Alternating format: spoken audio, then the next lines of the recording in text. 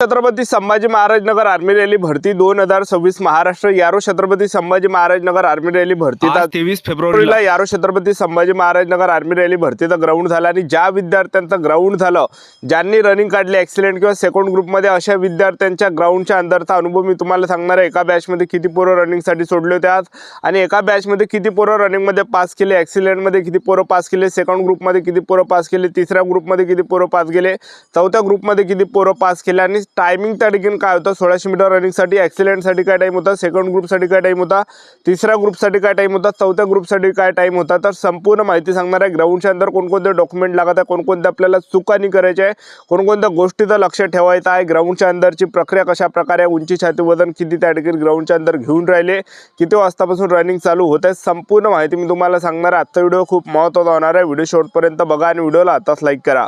नमस्कार विद्यार्थी मित्रांनो, माझी नोकरी कॉर्नर यूट्यूब चॅनलवर मी गोपाल वानखडे तुमचं सर्वांचं सहर्ष स्वागत करतो। तर मित्रांनो, व्हिडिओचा थंबनेल बघून तुमच्या लक्षात आलं असेल की आपला व्हिडिओ कोणत्या टॉपिकवर होणार आहे। व्हिडिओ सुरू करण्याच्या आधी आपल्या यूट्यूब चॅनलला सबस्क्राइब करा, जेणेकरून प्रत्येक भरतीचे अपडेट तुमच्यापर्यंत सर्वात आधी पोहोचेल। जास्त करून यारो छत्रपती संभाजी महाराज नगर आर्मी रॅली भरतीच्या रिलेटेड जास्त व्हिडिओ आपल्या चॅनलवर अपलोड करत असताना 10वी 12वी पास भरतीच्या रिलेटेड जास्त व्हिडिओ आपल्या चॅनलवर अपलोड करत असतो।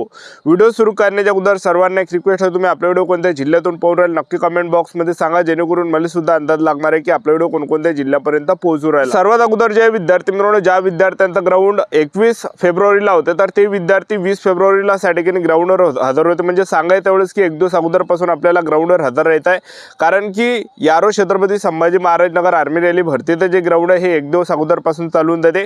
कोणत्या आर्मी भरतीचं जे ग्राउंड आहे, कोणत्याही यारो असेल तर एक दिवस अगोदरपासून त्या ठिकाणी चालू झालेलं राहते, लक्षात ठेवा, ठीक आहे।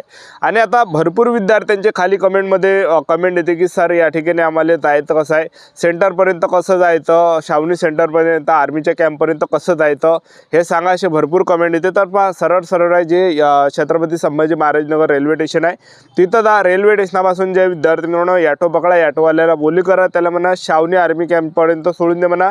तिथून 5 किलोमीटर आहे, जास्त दूर नाही, 4 ते 5 किलोमीटर अंतरावर आहे जास्तीत जास्त। तर ॲटोवाल्याला बोली करा की या सेंटरवर सोडून द्या म्हणा, छावणी आर्मी सेंटरवर सोडून द्या म्हणा, तर तो तुम्हाला बरोबर सोडून देते। तुम्ही जर त्या ठिकाणी एकटे गेले तर 100-150 रुपये ते मागणार आहे।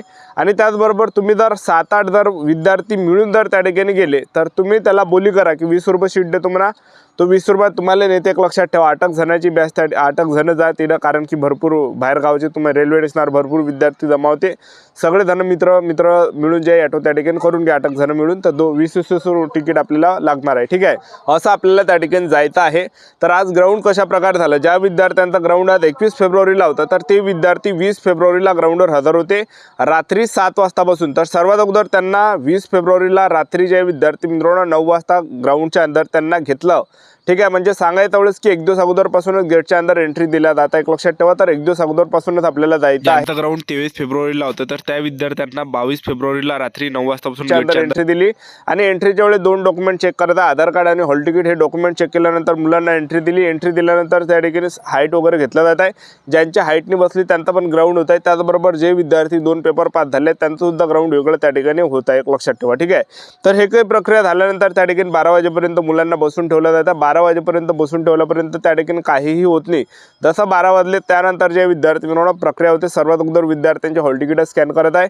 हॉल तिकीट स्कॅन केल्यानंतर जे 1 वाजतापासून त्या ठिकाणी 1600 मीटर रनिंग त्या ठिकाणी स्टार्ट होत आहे। तर आज जे विद्यार्थी मित्रांनो एक बॅच त्या ठिकाणी 100 विद्यार्थ्याची एक बॅच त्या ठिकाणी नेली आणि ज्या विद्यार्थ्यांनी रनिंग काढली त्यांचाच अनुभव मी तुम्हाला सांगत आहे। तर 100 विद्यार्थ्यांची बॅच त्यांनी रनिंगसाठी सोडली। तर त्यामध्ये रनिंगमध्ये जे पोरं पास केले, तर 5 विद्यार्थी मित्रांनो ॲक्सिलेंटमध्ये त्यांनी 15 विद्यार्थी घेतले आणि दुसऱ्या ग्रुपमध्ये जे विद्यार्थी मित्रांनो त्या ठिकाणी 21 विद्यार्थी घेतले। त्याचबरोबर तिसऱ्या ग्रुप जे विद्यार्थी मित्रांनो 16 विद्यार्थी घेतले आणि चौथ्या ग्रुपमध्ये जे विद्यार्थी मित्रांनो त्या ठिकाणी 11 विद्यार्थी घेतले। तर अशा प्रकारे जे विद्यार्थी मित्रांनो जवळपास 60च्या वर विद्यार्थी त्या ठिकाणी घेतले, 60, 64, 65च्या आसपास त्या ठिकाणी पोरं त्या ठिकाणी रनिंगमध्ये त्यांनी पास केले, ठीक आहे। तर ॲक्सिलेंटसाठी आणखी मी तुम्हाला एक वेळा सांगून देतो, तर पहा ॲक्सिलेंटमध्ये त्यांनी त्या ठिकाणी 15 विद्यार्थी ॲक्सिलेंटमध्ये घेतले। सेकंड ग्रुपमध्ये त्यांनी 19 विद्यार्थी घेतले, त्याचबरोबर तिसऱ्या ग्रुपमध्ये 16 विद्यार्थी घेतले आणि चौथ्या ग्रुपमध्ये जे विद्यार्थी मिळून 11 विद्यार्थी त्या ठिकाणी घेतले. तर अशा प्रकारे मुलं त्या ठिकाणी घेतल्या जात आहे. लक्षात ठेवा. टायमिंगचा जर आपण विचार केला तर ॲक्सिलेंटसाठी जो टाईम आहे 5 मिनिट 30 सेकंडपर्यंत ॲक्सिलेंटसाठी टाईम आहे. सेकंड ग्रुपसाठी 5 मिनिट 45 सेकंडपर्यंत सेकंड ग्रुपमधले घेतला आहे आणि तिसऱ्या ग्रुपसाठी जे विद्यार्थी मिळून 6 मिनिटाच्या अंदर विद्यार्थी घेत आहे आणि चौथ्या ग्रुपसाठी 6 मिनिट 15 सेकंडचा टाईम त्या ठिकाणी दिला जात आहे. तर अशा प्रकारे टाईम दिला जात आहे. ॲक्सिलेंटमध्ये रनिंग काढली तर आपल्याला 60 मार्क भेटते. सेकंड ग्रुपमध्ये रनिंग काढली 48 मार्क, तिसऱ्या ग्रुपमध्ये रनिंग काढली 38 मार्क, चौथ्या ग्रुपमध्ये रनिंग काढली 28 मार्क. अशा प्रकारे ग्राउंड आहे आणि हे काही झाल्यानंतर ज्या विद्यार्थ्यांनी रनिंग काढली त्यांना बसून ठेवलं जातं, त्यांच्या हातावर शिक्के दिले जातात. हे काही झाल्यानंतर जे विद्यार्थी रनिंगमध्ये फेल झाले तर त्यांना तिथून बॅगा उचलायला लावतात आणि गेटच्या बाहेर त्या ठिकाणी केलं जात आहे.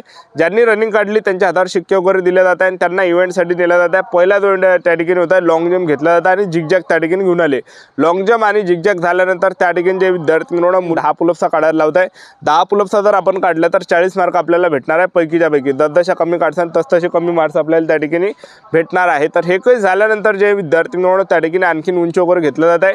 त्यामध्ये सुद्धा भरपूर विद्यार्थी काढत आहे. जे विद्यार्थी ॲक्सिलेंटमध्ये रनिंग काढत आहे, 10 पुलअप्सचा काढत आहे, असे विद्यार्थी सुद्धा उंची छाती वजनमध्ये काढत आहे. तर उंची 168 सेंटीमीटर घेतला जात आहे. 168 सेंटीमीटरपेक्षा जर 1 जरी इंच कमी असेल तर फेल केला जाते, अपात्र केला जाते. अपात्रतेची आपल्याला त्या ठिकाणी पर्ची दिल्या जाते. लक्षात ठेवा. फेलच्या आणि तिथूनच आपल्याला बाहेर केल्या जाते गेटच्या. आणि वजनामध्ये सुद्धा मुलं त्या ठिकाणी काढत आहे. तुमचं जर वजन 1 किलो जरी वजन कमी असेल तर एखादा डझन केळं न्या, जेणेकरून ॲक्सिलेंटमध्ये रनिंग काढली, सेकंड ग्रुपमध्ये रनिंग काढली किंवा तुम्ही पुलअप्सचा काढल्या त्यानंतर जे विद्यार्थी मिळून केळं खा तुम्ही काय एखादा डझन तेवढं काही एखादा किलो वजन वाढणार आहे, तुमचं वजन त्या ठिकाणी बसणार आहे. आणि छाती त्या ठिकाणी जे विद्यार्थी मिळून 77 सेंटीमीटर फुगून 5 सेंटीमीटर घेतल्या जात आहे. तर छातीमध्ये सुद्धा काही विद्यार्थी कटत आहे. लक्षात ठेवा. तर त्यांना सुद्धा बाहेर त्या ठिकाणी केलं जात आहे. तर हे काही प्रक्रिया झाल्यानंतर जे विद्यार्थी मिळून त्या ठिकाणी मुलांना बसून ठेवलं जात आहे आणि त्यानंतर जे मुलांची डॉक्युमेंट व्हेरिफिकेशनची प्रोसेस त्या ठिकाणी चालत आहे. तर डॉक्युमेंट आपल्याला कोणकोणते लागत आहे तर ते मी तुम्हाला सांगून देतो. तर पहा, सर्व ओरिजिनल डॉक्युमेंट आपल्याला न्यायचं आहे आणि प्रत्येकीच्या 2-2 झेरॉक्स सुद्धा सोबत न्या. तर आर्मीवाले त्या ठिकाणी 1-1 झेरॉक्स मानते, पण 2-2 झेरॉक्स आपल्याजवळ राहू द्या. आधार कार्ड त्या ठिकाणी लागत आहे, हॉल तिकीट लागत आहे, 10वीचं मार्कशीट, 10वीचं बोर्ड सर्टिफिकेट, 12वीचं मार्कशीट, 12वीचं बोर्ड सर्टिफिकेट, TC, त्याला शाळा सोडला दाखला सुद्धा म्हटलं जाते. शाळा सोडला दाखला जर नसेल तर कॉलेजमधलं बोनाफाईड न्या, कास्ट सर्टिफिकेट न्या, डोमेशियल न्या, त्याचबरोबर सरपंचाचा रहिवासी दाखला, पोलीस पाटलाचा रहिवासी दाखला, कॅरेक्टर सर्टिफिकेट न्या पोलीस स्टेशनमधलं, त्याचबरोबर आपल्याला अनमॅरिड सर्टिफिकेट सुद्धा न्यायचं आहे आणि त्याचबरोबर नोटरी सुद्धा न्यायची आहे. तर नोटरी आपल्याला वकिलाच्या घरी करायच्या. भरपूर विद्यार्थ्यांना समजत नाही, ते डायरेक्ट तहसीलमध्ये जाते. तहसीलमधली नोटरी त्यांना घरी पाठवल्या जाणार आहे. लक्षात ठेवा. ठीक आहे. तर वकिलाच्या घरी जायचं, वकिलाच्या घरी जाऊनच आपल्याला नोटरी त्या ठिकाणी करायची आहे. लक्षात ठेवा. 100 रुपयात नोटरी करून भेटते. तर वकिलाच्या घरची नोटरी आपल्याला लागणार आहे आणि आपल्याला जे विद्यार्थी मिळून 40 फोटो त्या ठिकाणी लागणार आहे. ज्या दिवशी रनिंग काढली त्या दिवशी 20 फोटो आपल्याला त्या ठिकाणी लागते आणि ज्या दिवशी मेडिकल राहते तर मेडिकलला सुद्धा 20 फोटो त्या ठिकाणी लागते. तर 40 फोटो सोबत त्या ठिकाणी राहू द्या. आणि हे मी तुम्हाला डॉक्युमेंट सांगितले, प्रत्येकाच्या 2-2 झेरॉक्स आणि ओरिजिनल डॉक्युमेंट सुद्धा आपल्याला सोबत त्या ठिकाणी न्यायचे आहे. तर आर्मीला त्या ठिकाणी झेरॉक्स त्या ठिकाणी मागते 1-1 आणि डॉक्युमेंट पण नाव वगैरे आपलं चेक केलं जाते. ठीक आहे. तर एवढे काही डॉक्युमेंट त्या ठिकाणी लागत आहे. तर अशा प्रकारे आज ग्राउंड झालं, अशा प्रकारे प्रक्रिया आहे. तर आपलं यूट्यूब चॅनल सबस्क्राईब करून ठेवा, व्हिडिओ अपडेट देत राहणार. याच्यासाठी तर थांबतो. भेटूया नेक्स्ट व्हिडिओमध्ये. जय हिंद.